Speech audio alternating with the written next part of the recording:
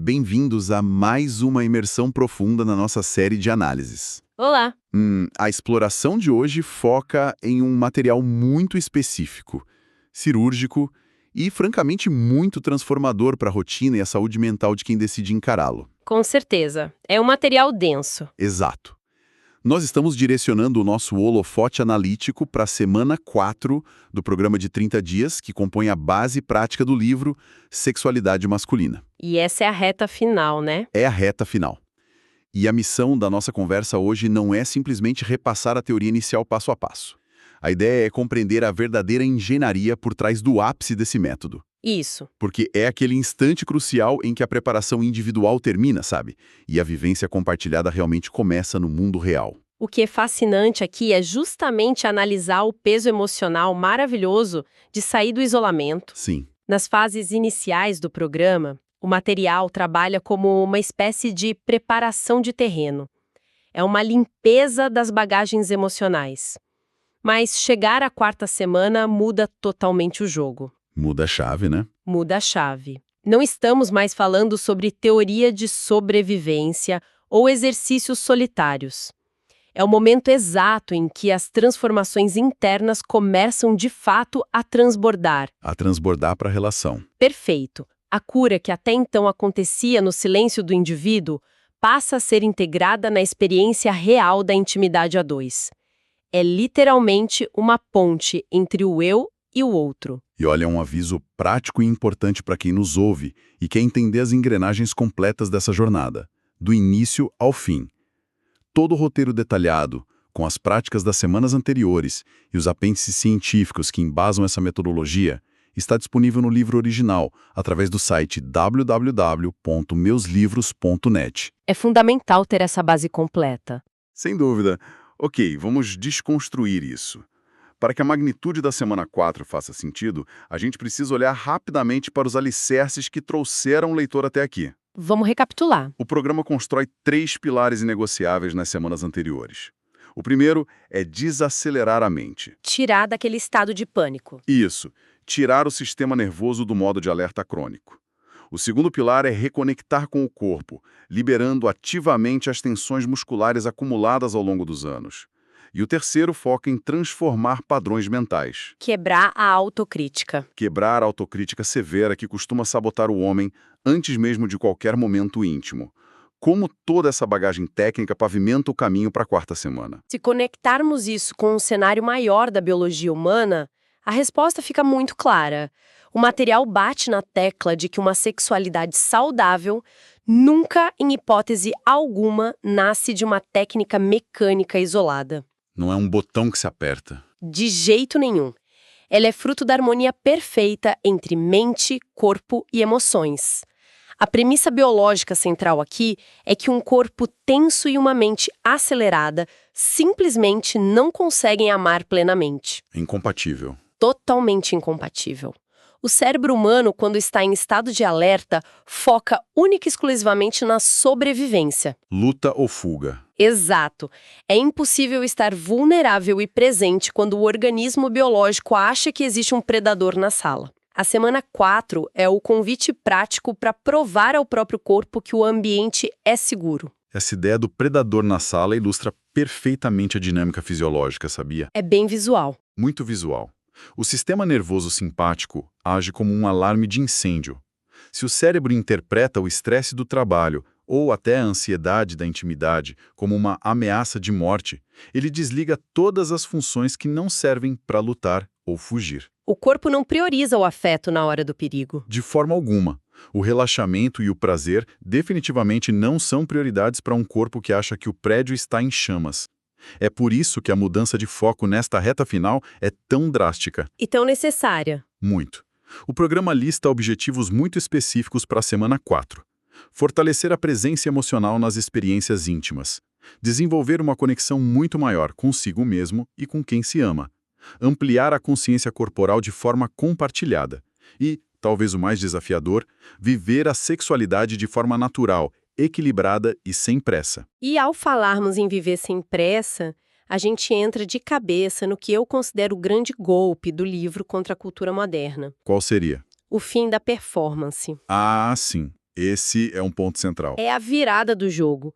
A obra traz uma provocação muito profunda sobre como a sociedade ensina o homem a tratar a intimidade. Desde muito cedo, a mensagem é focar exaustivamente no desempenho, Na cobrança, na cobrança, na necessidade de parecer invencível, de ser infalível o tempo todo. A intimidade acaba sendo tratada como uma linha de produção, sabe? Ou uma métrica de produtividade corporativa. bater meta no relacionamento, Exatamente isso. E o objetivo prático dessa semana é destruir essa ideia na raiz.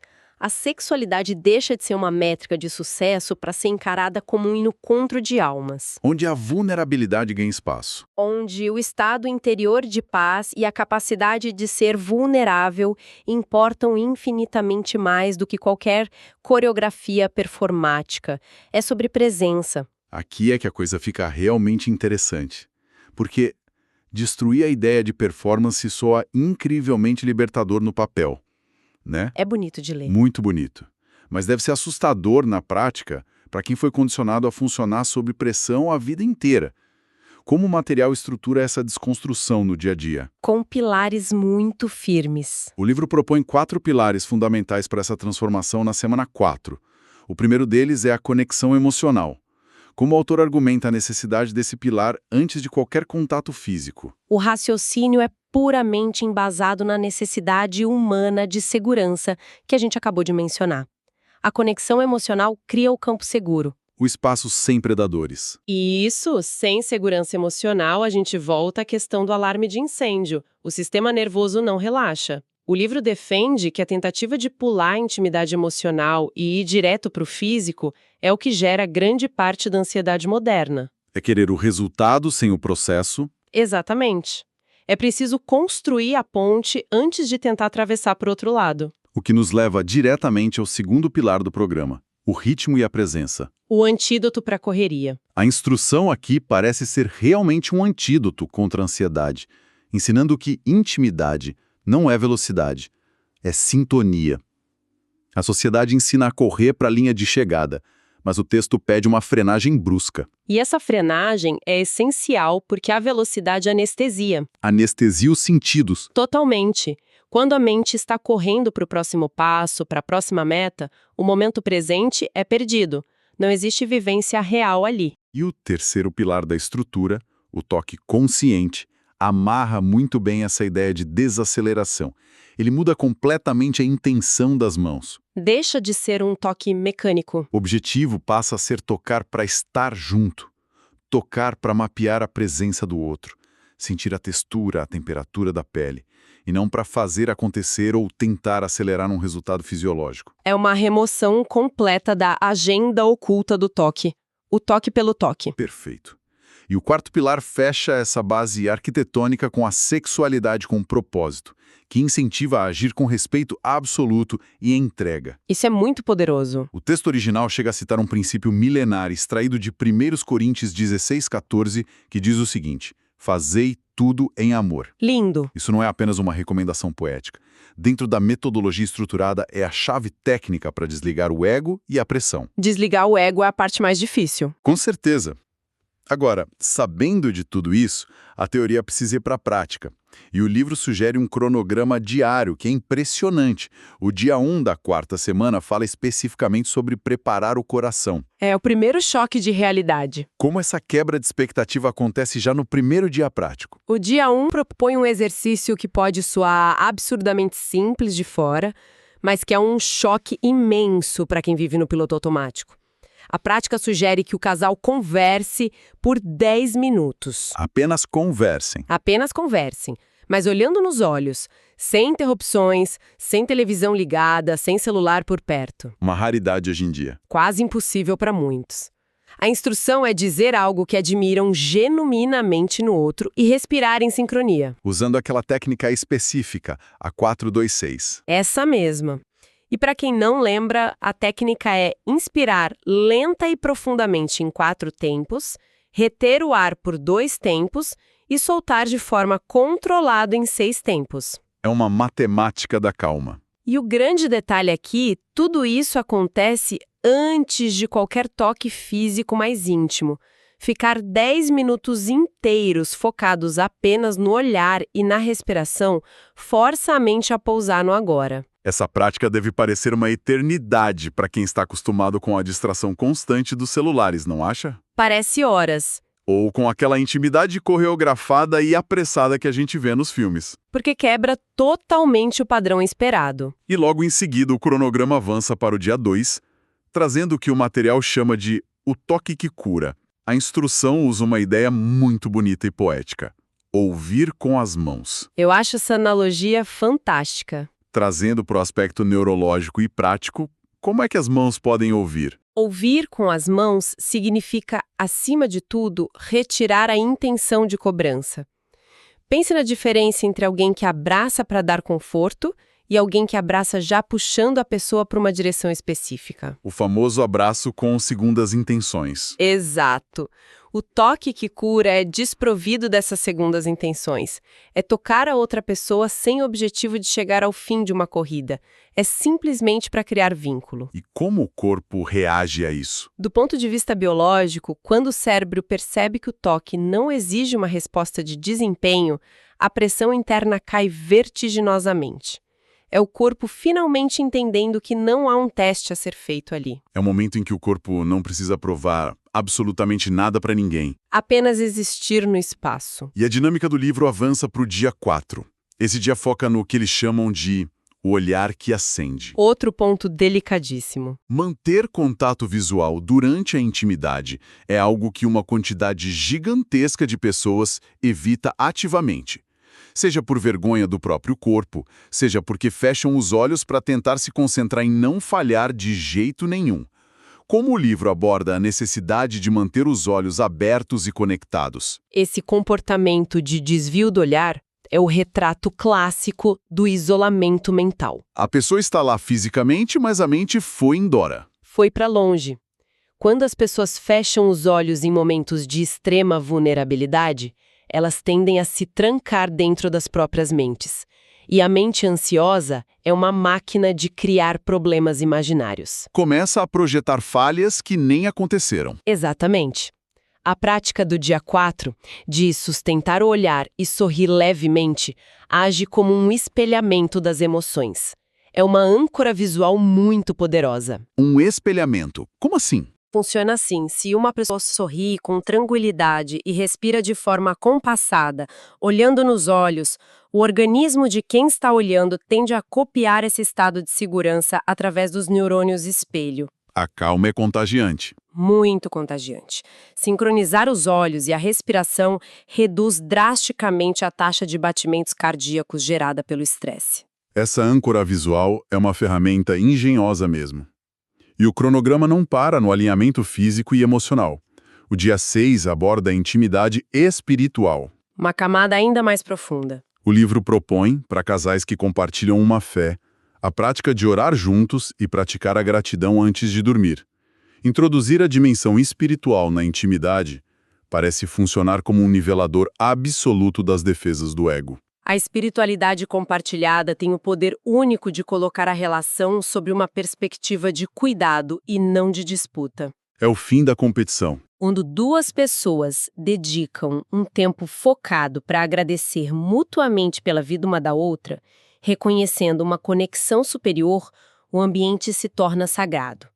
É uma mudança de atmosfera na casa inteira. Muda o ar. As barreiras da arrogância, do medo de rejeição e da necessidade constante de validação simplesmente perdem o sentido.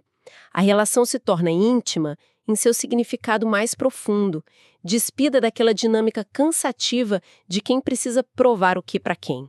Então, o que tudo isso significa no saldo final da semana? O que você diria? Significa que através dessa sequência de respirar na frequência 426, de ouvir atentamente com as mãos, de sustentar o olhar com coragem e de se conectar espiritualmente, o foco sai definitivamente da linha de produção e vai para a presença absoluta. Perfeito. É a virada de chave completa. O homem que antes entrava no quarto com uma prancheta invisível avaliando o próprio desempenho, agora entra focado apenas em participar do momento, em estar ali. E o texto documenta muito bem o que acontece quando as pessoas atingem essa fase. Os relatos são comoventes. Os resultados são divididos entre físicos e emocionais. Vamos dissecar primeiro os sinais visíveis de progresso que o autor aponta. Os sinais visíveis são a consequência direta de uma fisiologia que, finalmente, parou de lutar contra o próprio dono. Como a gente explorou antes com a ideia do predador, quando a mente entende o ambiente como seguro, o sistema simpático desliga. Aquele alarme de incêndio é desligado. Isso. O corpo deixa de enviar o fluxo sanguíneo prioritariamente para os músculos das pernas para correr ou para o coração bater em ritmo de fuga. A respiração fica visivelmente mais compassada, os ombros descem, a tensão rígida no abdômen cessa. Ativo. Essa base analítica e biológica explica muito do porquê o processo funciona. A mecânica do corpo responde à segurança. Mas, junto com a biologia, o material descreve também o que ele chama de a cura invisível. Essa é a minha parte favorita. E essa parte parece ser a verdadeira essência de toda a transformação gerada ao longo dos 30 dias do programa. Como se define essa cura invisível? A cura invisível é a verdadeira mudança de paradigma na vida da pessoa. Os relatos trazidos no material mostram que, internamente, as pessoas experimentam um silêncio reconfortante. A mente para de tagarelar. A ansiedade paralisante, aquela que antecedia qualquer tentativa de intimidade e gerava suor frio, começa a sumir. O medo constante e doloroso de falhar é substituído por uma alegria genuína de poder simplesmente estar junto com alguém. A presença se torna o próprio objetivo. Exato. A sensação pesada de estar sempre sob julgamento desaparece. Para quem observa de fora, de forma superficial, pode parecer até mágica ou só força de vontade. Mas é o resultado matemático de 30 dias desarmando armadilhas mentais. Treinando o sistema nervoso. Treinando o corpo todo para aceitar o afeto sem desespero.